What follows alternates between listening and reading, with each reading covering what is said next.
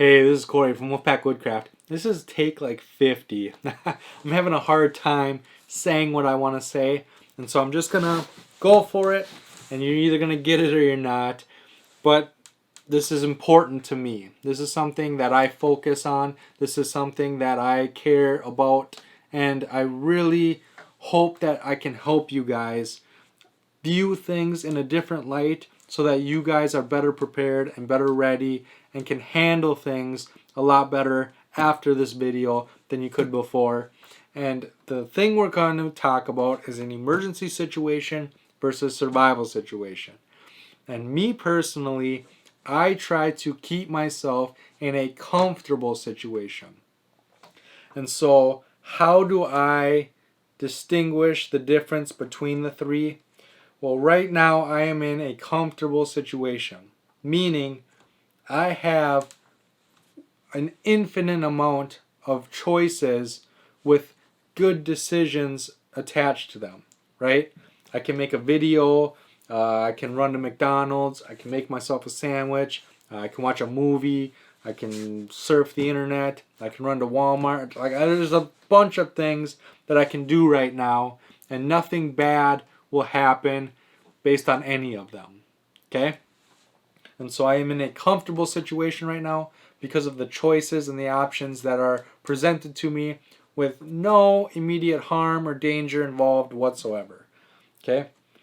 So then an emergency situation would be a situation with limited amount of choices. Okay?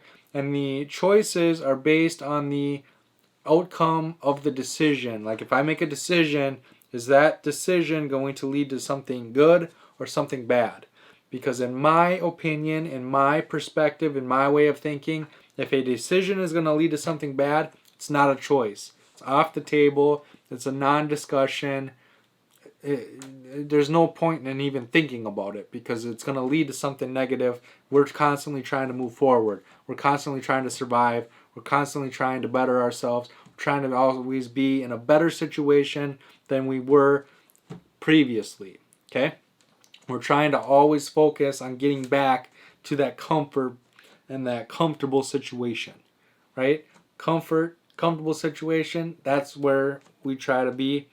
And the way to do that is by constantly bettering ourselves, constantly putting us in a situation that's better than we previously were in. Okay? And so for an example of this, let's say that there's tornado sirens going off right now. Okay? If there was tornado sirens going off right now, my options would be seek shelter, maybe outrun it, maybe seek shelter with one of my neighbors, maybe try to find some family and reinsurance in my family, make sure that they're okay. My choices are limited. Okay, my ability to run to McDonald's and get a couple burgers isn't on the table anymore. My ability to go to Walmart, do some grocery shopping, and come back isn't available anymore.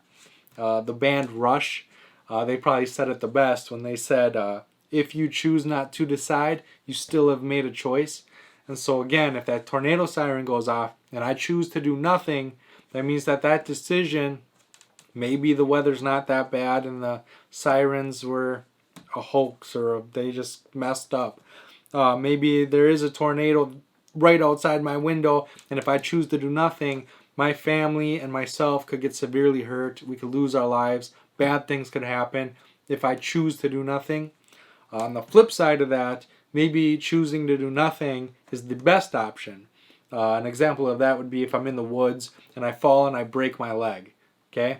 And if I left an itinerary and I told Caroline exactly where I am and where I'm going to be and when I expect to be back, and I give her all the information, maybe I choose to do nothing because I know people are going to come find me. I know that people are going to come save me, rescue me, and if I just stay still, if I just stay put, I'm not going to worsen my leg. I'm not going to pass out from the pain because I did something that made it hurt even worse.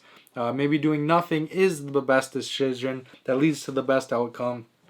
And so don't just automatically eliminate it from your head, right? There's always a situation available with different choices, different decisions will lead to different outcomes. And so the goal is not to find gear or supplies that will save you from an emergency. The goal is to give yourself enough options, and maybe it is gear, maybe it's just a state of mind, maybe it's the ability to foreshadow and see the situation that could occur and preparing for it ahead of time. An example of that would be if I fell through the ice. Okay, if I'm at home and Caroline pisses me off and I just go for a walk and I'm 2 hours away from home because I just am so angry and I fall through the ice and I didn't bring anything with me, I am now in a survival situation. What a survival situation is I have one option. All those other choices, all those other everything are gone. You don't have any. The only option I have at that point is to run to the nearest town, to the nearest house, to the nearest whatever, and try to get warm and get dry. Okay, there is nothing else. There is no other option. Another example of a survival situation would be if a black bear attacks me. I need to fight for my life. Okay, there is no other option. There is nothing else. I am fighting for my life. If something is chasing me, I need to run for my life. There's one option. There's one choice, one decision. That's what I'm doing. If there's a group of people looking for me, I need to hide for my life. If I fall overboard on a boat and I wasn't properly prepared, I need to swim for my life. I have one option, right? And so in my practice and my videos and my channel and my thought process, I don't make a survival kit to pull out in a survival situation. I make a survival kit to avoid ever being in a survival situation. I make an emergency kit to avoid ever being in an emergency situation. And the way I do that is by giving myself multiple choices that lead to different decisions so that they lead to different outcomes. Okay, so going back to the example, I have nothing on me, 2 hours from home, fall through the ice, survival situation. Well, let's say that I brought a ferro rod. Excuse me. Well, now I fell through the ice. I come out. I now have two options. I can now run and find warmth and get dry at a nearby home or a town or whatever, or I can stop and make fire. Okay? So now, because I have two choices, I went from a survival situation to a severe emergency situation, but I now have choices, I have options, and I can decide if town is too far away, I can make a fire. If I think I can make it to town, maybe that's my best option because then I don't have to start fire, dry, and then still try to make it back to town. Maybe another thing is I keep my phone in a waterproof case. And my phone itself is waterproof. So if I fall through the ice, I have my phone on me, I have a ferro rod, and so if I get out, I can call for help, I can start a fire, I can run to town. Now my options and my choices are starting to build, and then each situation, the decision I make leads to different outcomes, okay? If I call for help, I'm still freezing, I'm still cold, okay? That phone call seems like a great idea, and it's a choice, it's something that I can do. Maybe I call for help and run as far as I can, and we can meet in the middle. Maybe I do make the phone call and I still start a fire. My choices are amplified. My decisions, though, you need to always weigh out your decisions. You need to make sure that you have multiple decisions that lead to multiple outcomes. Maybe I know that it's cold outside, so I don't go for the walk. I get in my Jeep and I drive my Jeep, right? Because I know that if I get too far from home, I could get really cold. I could get hypothermia. And so I know better. I know not to know not to just walk aimlessly. I need my vehicle. I need to make sure that I have warmth, heat. It's kind of a little micro shelter. I need to have all those things with me. I can't just storm out of the house and walk in the middle of winter.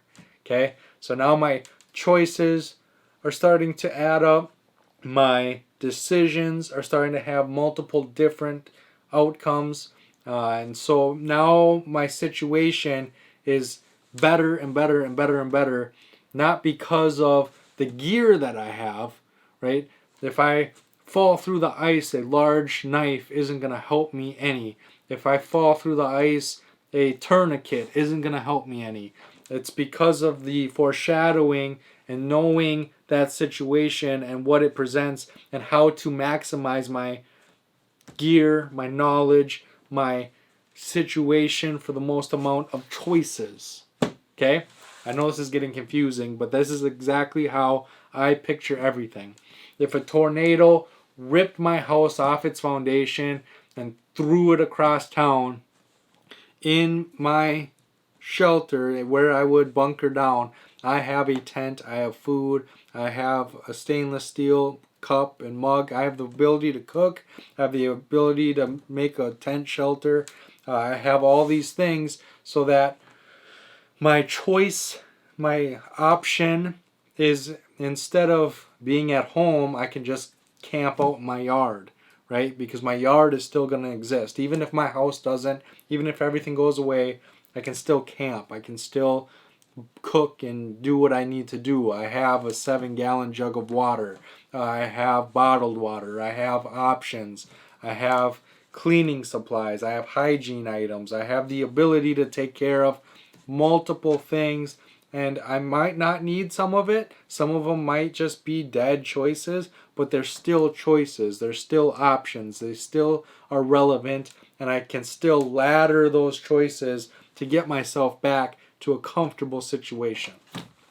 Okay, so hopefully that helps. Like I said, I've made this video a lot, and I keep stopping and starting to try to get my point across, but I think you understand. I think you understand where I'm coming from. I think you understand what I'm trying to say, and I hope that I help a lot of you, because I see a lot of people, in a survival situation you need this, and in a survival situation, in a survival situation, but they don't apply a real situation to it. They just think of, if I was in a situation where something bad could happen.